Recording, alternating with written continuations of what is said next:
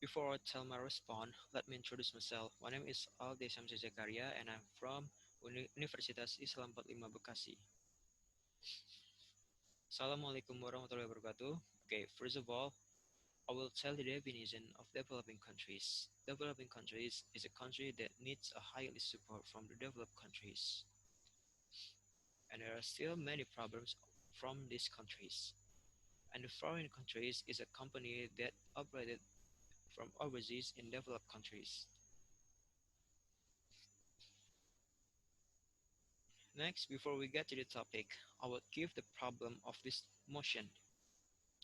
As we can see that in developing countries, there are still many citizens that are unemployed, unemployment citizens, because the job in the developing countries is limited and full of occupation. For example, in Indonesia, there are still many unemployment people. They are still seeking for a job, and the companies in Indonesia is limited and already full of workers. And the actor from this problem is the governments. The governments need to solve this problem. And I will give my solution. If the lack of the job place is limited, I want the foreign countries to operate in developing countries. A company from the overseas has a high specification to high to hire the workers in developing countries. The purpose of a solution is to hire those who seeking for a job in developing countries, because if we want if we want the developing countries to growing its economic, we must wipe away the employment citizens.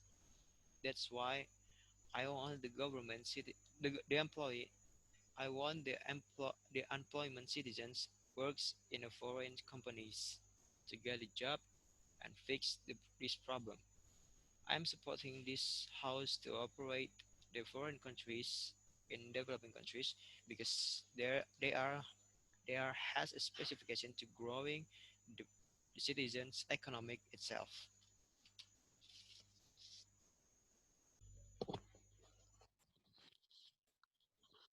Companies should do a company service so that the